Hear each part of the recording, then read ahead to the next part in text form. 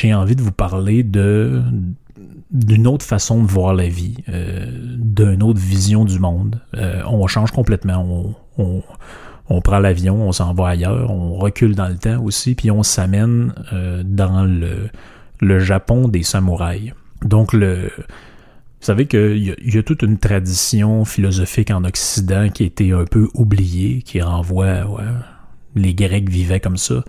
Le but de l'existence, ça, vous pouvez lire ça dans un livre écrit par un historien de la philosophie français qui s'appelle Pierre Hadot, qui s'appelle « Qu'est-ce que la philosophie antique ?» S'il y en a qui s'intéressent à l'époque des Gréco-romaines, ça c'est un livre vraiment que vous devez absolument avoir lu.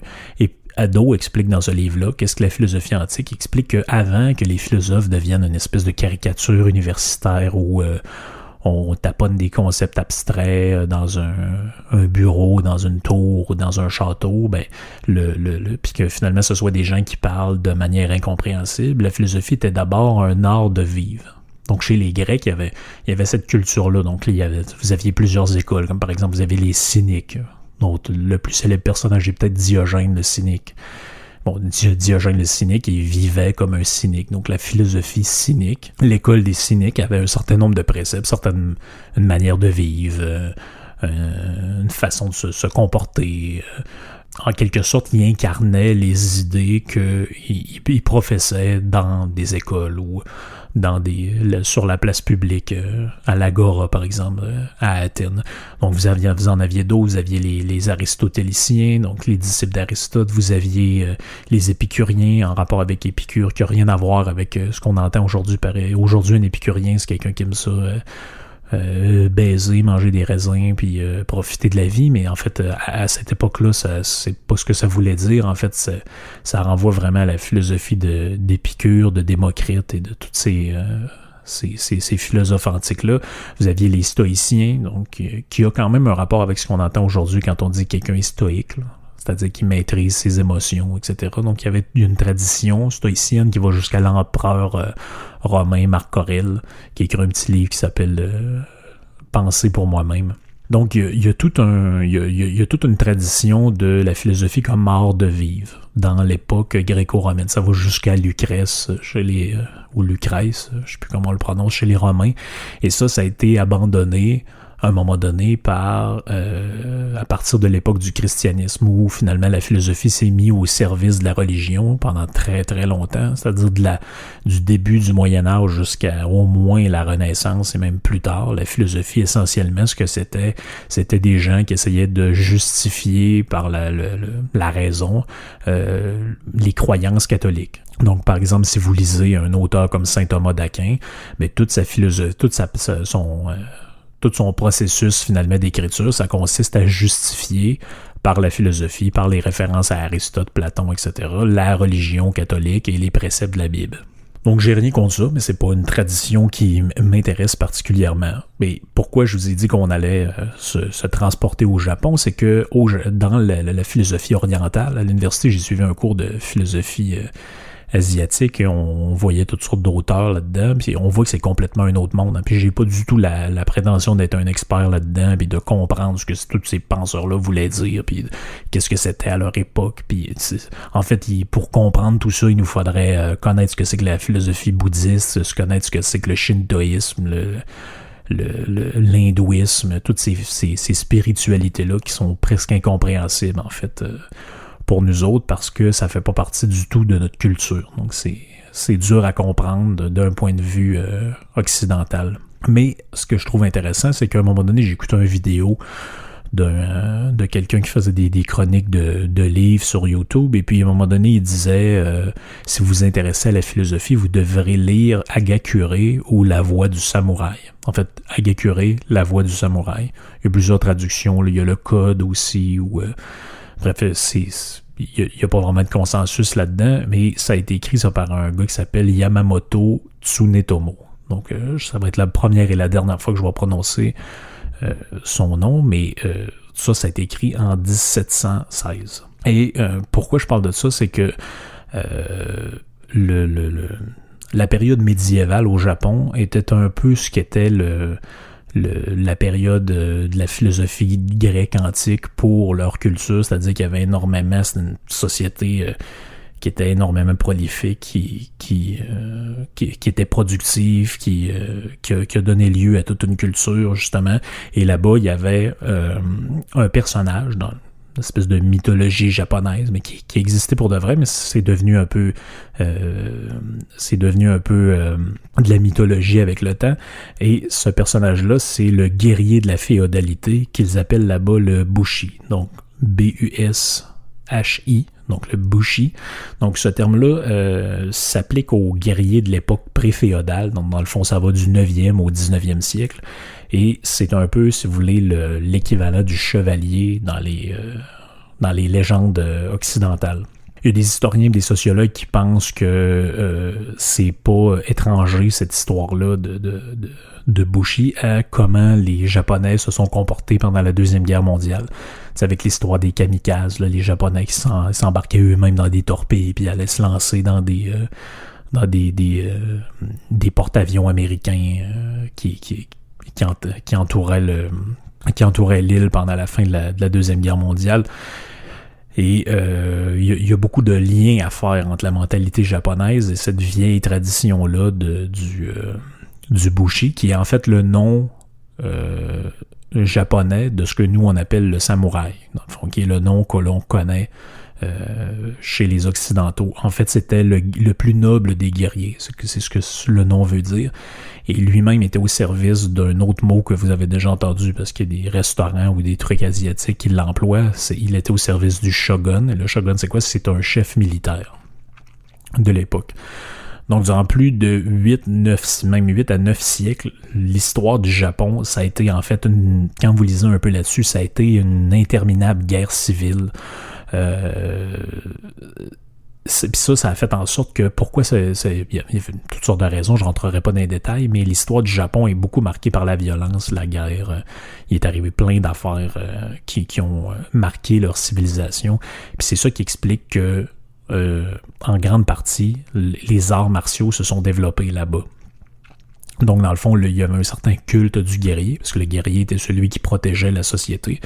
Et ça a marqué la psychologie et la culture populaire là-bas. Donc, qui étaient les samouraïs? C'était des combattants rudes, qui étaient presque selon la tradition, qui étaient très endurants à la souffrance physique, qui étaient résignés devant la mort, qui étaient préparés à accomplir leur devoir de guerrier sans défaillance. Selon la vieille maxime un peu qu'on entend parfois, chevalier sans peur et sans reproche. Donc, c'était comme ça que se voyaient les samouraïs et que le peuple percevait eux-mêmes.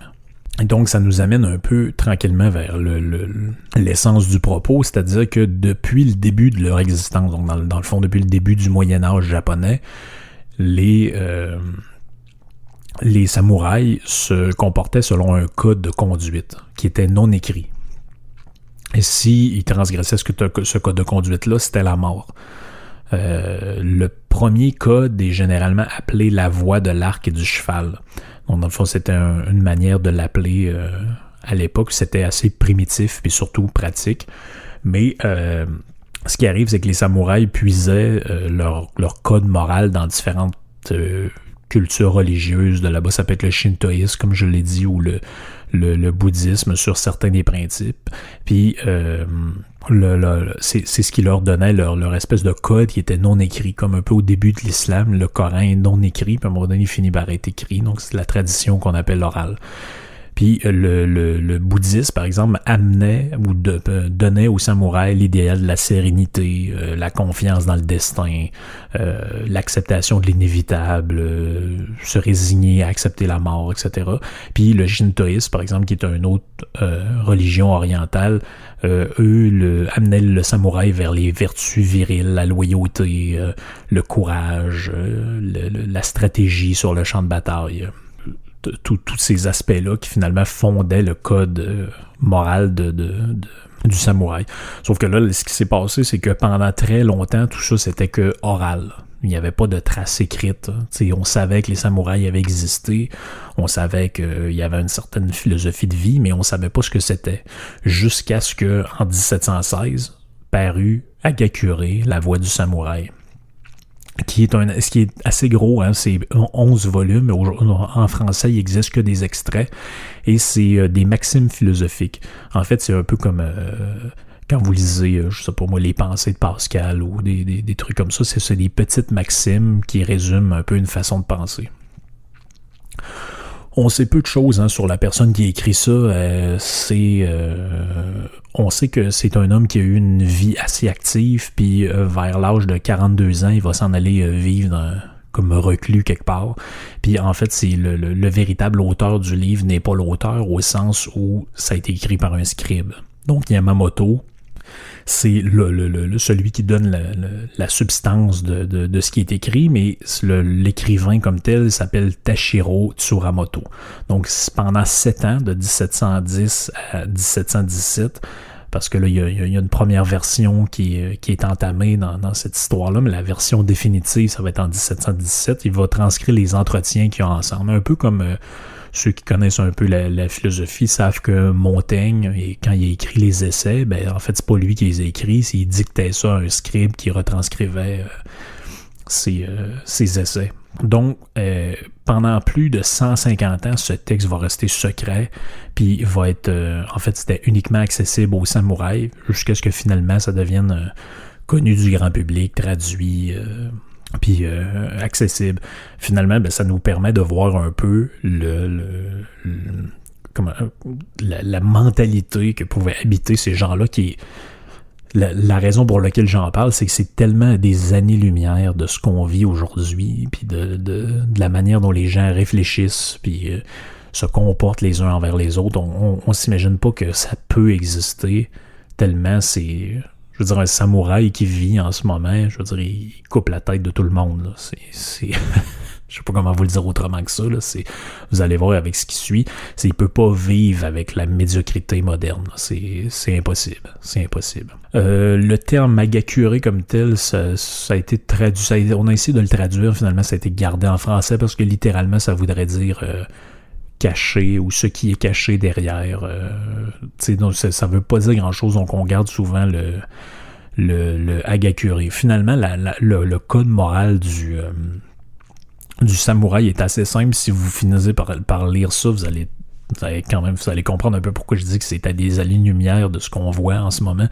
La première phrase du livre, c'est « J'ai découvert que la voie du samouraï réside dans la mort ». Donc finalement, en ce moment, on vit dans un monde où il faut faire des mesures complètement crackpot pour essayer de sauver quelques vies quelque part. Puis je dis pas que c'est pas important, mais je veux dire, c'est dans l'esprit de ces gens-là à cette époque-là, ça faisait aucun sens de faire ça. Là. Je veux dire, vous pouviez pas essayer de sauver des gens comme ça pour aucune... Je veux dire, le but de la vie, c'était d'accepter qu'un jour vous allez mourir, puis quand votre heure est venue, votre heure est venue. Donc c'est une mentalité qui... On s'imagine pas à quel point on est à des années-lumière de cette mentalité-là. Donc, un peu comme chez les Grecs, c'est pour ça que je dis que ça a un rapport un peu avec la philosophie grecque, la manière de penser du samouraï se résume à des vertus. Donc, chez les Grecs, ça pouvait être la tempérance, l'honnêteté, c'était les vertus, finalement, qui dictent le code moral. Et chez le samouraï, en fait, c'est assez simple, il y a quelques vertus qui sont la bienveillance, le respect, le courage, l'honneur, la droiture, la loyauté et la sincérité. C'est ça qui dictait la mentalité du samouraï, c'est ces maximes-là qui donnaient un sens à la vie de ces gens-là. Puis j'en parle parce que non seulement ça m'intéresse, mais ça fait partie un peu même de notre imaginaire. Oui, le samouraï, les japonais, les arts martiaux, c'est beaucoup de gens en font, beaucoup de gens s'intéressent à ça, mais faut savoir qu'il y a une origine vraiment philosophique à ça, qui est vraiment qui a rapport avec l'éthique, avec la manière dont on se comporte, la manière dont on voit le monde. Puis c'est intéressant d'aller ailleurs parce que justement ça nous amène dans une espèce de safe space, justement, où on a le droit là-dedans de penser autre chose que ce qui est convenu de penser. Puis oui, il faut faire ça, il faut dire ci, il faut faire ça, le politiquement correct. Donc, chez les samouraïs, il n'y a pas de politiquement correct, il n'y a pas de pensée. Tout ça n'existe pas. Le monde dans lequel on vit n'existe pas dans le monde de l'Hagakure. Donc, je les résume un peu brièvement pour ceux qui s'intéressent. La bienveillance, c'est quoi? Bon, ben, il nous raconte là-dedans combien c'est important d'encourager une personne, de louer ses mérites, de la rendre aussi réceptive aux observations que l'homme assoiffé d'eau. C'est ça, c'est sa formulation. Il va dire, ben, on va pouvoir l'aider à s'améliorer via des critiques constructives qui seront écoutées. Il précise aussi là-dedans que maltraiter quelqu'un est une conduite digne d'un laquais. Donc ça, moi, j'adore le langage qu'on pouvait se permettre à cette époque-là. C'est totalement bien vu. Donc, la bienveillance, première des vertus. Le deuxième point, c'est le respect. Donc, le respect de quoi? Le respect des anciens, le respect de la mort, le respect pour celui que vous avez pour maître, le respect de vos parents, le respect de vos amis, mais aussi une certaine humilité qui va avec le respect, puis qui permet de s'améliorer jour après jour. Ça, c'est très important dans la doctrine des samouraïs, puis j'écoutais un des podcasts de garage avec mes amis des podcasts de garage, et puis Plafond Zanetti parlait de ça, la mentalité asiatique où on reconnaît pas le talent, mais seulement l'effort. Mais on est vraiment là-dedans. La pensée du samouraï reconnaît c'est au centre de cette pensée-là de s'améliorer constamment, toujours vouloir se dépasser, être meilleur. Puis ça, c'est encore valide aujourd'hui. Vous allez voir qu'il y a des aspects de ça, même si on remonte à très loin, puis c'est finalement, même si c'est écrit en 1700 quelque chose, ça remonte à beaucoup plus loin, parce que ça met sur papier le code d'honneur, si vous voulez, des samouraïs de l'époque médiévale.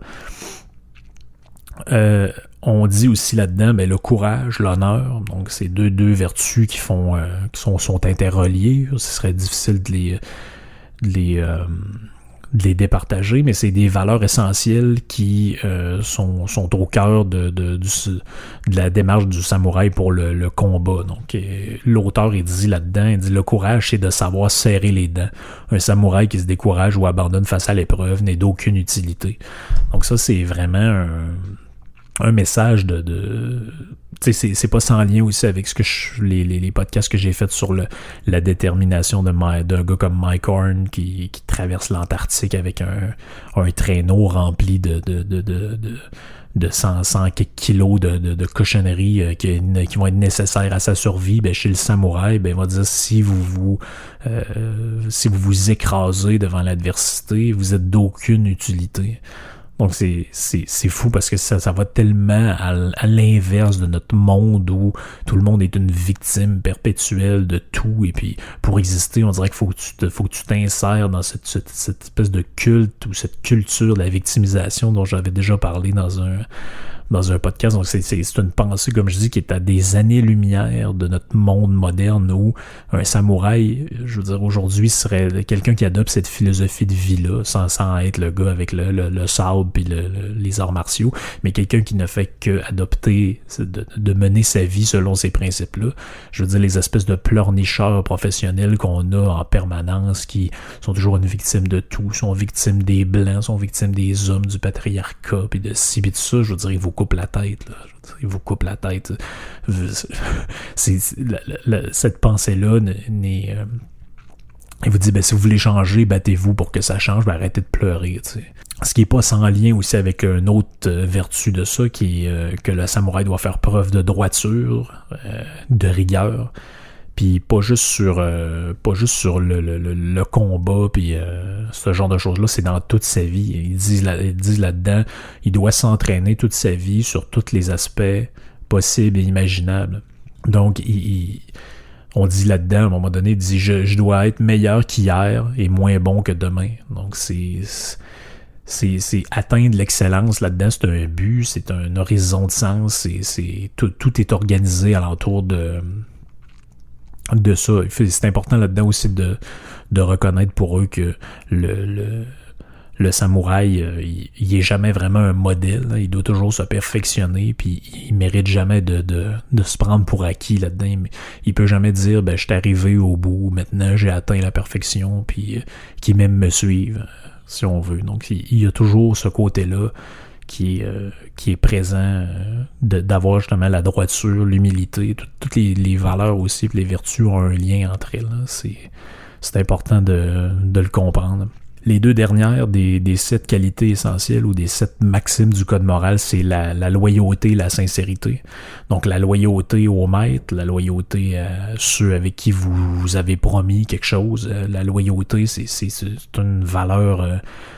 c'est une valeur très importante, puis la sincérité qui va de pair avec, parce que ça permet de mesurer la dignité de l'homme, qu'on dit là-dedans. C'est ce qui est encore une fois totalement, je veux dire, aujourd'hui on a l'impression que les gens, je veux dire, les sportifs, les sportifs s'ennuient de leur famille, fait qu'ils abandonnent leur équipe de sport, des gens qui sont dans des organisations de haut niveau partent pour aller ailleurs parce qu'ils se font promettre un petit peu plus d'argent ou ils se font faire miroiter toutes sortes de patentes. Mais si vous organisez votre vie alentour de ce code moral-là ou de ces valeurs-là, c'est des actions qui vous sont impossibles. Vous me direz, c'est des gens qui sont peut-être niaiseux, finalement, ils saisissent pas les opportunités, mais eux vont dire, si vous êtes droit, si vous êtes loyaux, si vous êtes sincère, au moins... Si vous crevez, vous allez crever comme un homme. Puis quand je dis homme, c'est avec un grand H. Là, ça comprend homme et femme. C'est-à-dire que vous allez crever droit dans vos bottes. Là. Finalement, c'est un peu ce qu'il veut dire, ce qu'on veut dire là-dedans. Donc, ces 7 qualités essentielles-là, ça sert de fondement pour le samouraï. Puis finalement, c'est assez simple. Là, je veux dire, c'est une philosophie de vie. Donc, on n'est pas dans les grandes affaires. Ah oui, Deleuze a dit telle affaire, puis il a critiqué Freud, puis il a fait ci, puis il a fait ça. Finalement, les deux, dans leur vie, c'est des complètes vidanges. Mais on s'en fout. Le but, c'est la théorie pour la théorie. Mais lui, il va dire, non, le but, c'est... Eux, ils disent là-dedans, comme les philosophes grecs, non, le but, c'est la vie. C'est la vie que vous avez envie de vivre. C'est à ça que sert la philosophie. Sans ça sert à rien. On me pose souvent cette question-là, d'ailleurs, des gens, des fois, par courriel, disent, ouais, mais c'est intéressant, la philosophie, mais ça sert à quoi? Mais en fait, ça sert à rien. N'en déplaise à peut-être ceux qui envisageaient de faire des études là-dedans ou qui l'ont déjà fait. Non, ça sert à rien. Ça sert à rien, à part si vous vous servez de ça pour vivre selon ce que vous défendez, puis vivre selon vos principes. Fait que si vous êtes libertarien, mais vous avez comme principe fondamental la liberté, c'est pas parce qu'il arrive un problème de société quelconque que vous devez pleurnicher pour que le gouvernement vous vienne en aide ou je sais pas quoi encore. Donc, c'est simple, la philosophie du samouraï, en fait, c'est se comporter selon 7 valeurs cardinales, selon 7 points d'un code moral assez simple. Finalement, la voie du samouraï, puis ça se résume peut-être comme ça dans le texte, il dit « Celui qui choisit de vivre tout en ayant failli à sa mission encourt le mépris et sera à la fois un lâche et un raté. Celui qui meurt après avoir échoué meurt d'une mort fanatique, qui peut sembler inutile, mais il ne sera pas par contre déshonoré. Telle est en fait la voie du samouraï. » Finalement, ça se résume un peu comme justement par ce point-là de la droiture. Vous devez pas être déshonoré. Puis moi, tu sais, quand je vois... On pourrait parler d'un peu de n'importe qui dans le monde politique, mais des gens qui... Ah oui, moi, je m'oppose à ça, puis je suis contre les nominations partisanes, puis je suis contre ci, puis je suis contre ça, puis c'est un scandale, puis un tel, c'est un incompétent. Finalement, un coup qu'on est au gouvernement, on fait des nominations partisanes, puis on réembauche des gens qu'on voulait mettre à la porte plus tard. Mais je veux dire, quand on fait ça, on se déshonore. Comment est-ce qu'on peut se regarder dans le miroir? Je veux dire, on est à quelque part, on mérite pas d'avoir la reconnaissance et la confiance des autres. On mérite juste de se faire crisser à la porte. On mérite pas de... Je veux dire, on sait, comme ils disent là-dedans, on sait, finalement, on n'est pas mort pour nos valeurs. On s'est complètement déshonoré. L'acceptation de la mort dans cette philosophie-là, samouraï, est assez mal comprise. J'explique là-dedans que c'est... en fait, le but, c'est de l'accepter. Puis une fois qu'on l'a accepté, ça nous permet de vivre pleinement. Parce que si vous êtes athée ou peu importe si vous êtes athée ou croyant, mais vous devez vous vivre comme si vous aviez qu'une vie à vivre, selon ces principes-là.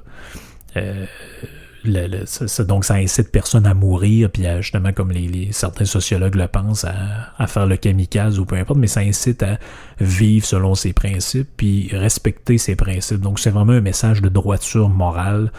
Je sais que c'est pas à la mode pantoute, là, ce dont que je parle aujourd'hui. On est, les gens ils pensent qu'ils peuvent un peu faire n'importe quoi, puis que finalement ils sont toujours victimes de tout, puis on peut finalement foutre le feu dans un poste de police, mais au final on est encore une victime pareil. Fait que c'est assez incompatible avec cette pensée-là. C'est aussi une manière, cette philosophie-là, de nous apprendre ce que c'est que les limites de l'homme. Donc, personne là-dedans est tout-puissant, personne n'a la vérité infuse, personne n'est réellement un sage ou parce que tout le monde se ramène au même code moral, aux mêmes vertus cardinales qui vont dicter l'action humaine. Parfois, justement, là-dedans, pendant que je le lisais, je trouvais que j'avais l'impression que ça parlait même d'aujourd'hui. À un moment donné, il dit « J'ai l'impression que les jeunes samouraïs d'aujourd'hui se sont fixés des objectifs pitoyablement bas. Ils ont le coup d'œil furtif des détrousseurs. La plupart ne cherchent que leur intérêt personnel ou à faire l'étalage de leur intelligence. Même ceux qui semblent avoir l'âme sereine ne montrent qu'une façade. » Mais c'est surtout la dernière phrase. Tu sais, j'avais pensé faire un podcast là-dessus, peut-être que je le ferai un jour sur le fameux virtue signaling. Donc, c'est tout le contraire de cette philosophie de vie-là que l'on sert du prétexte de ce petit livre-là sur les samouraïs, mais on pourrait parler des Grecs aussi.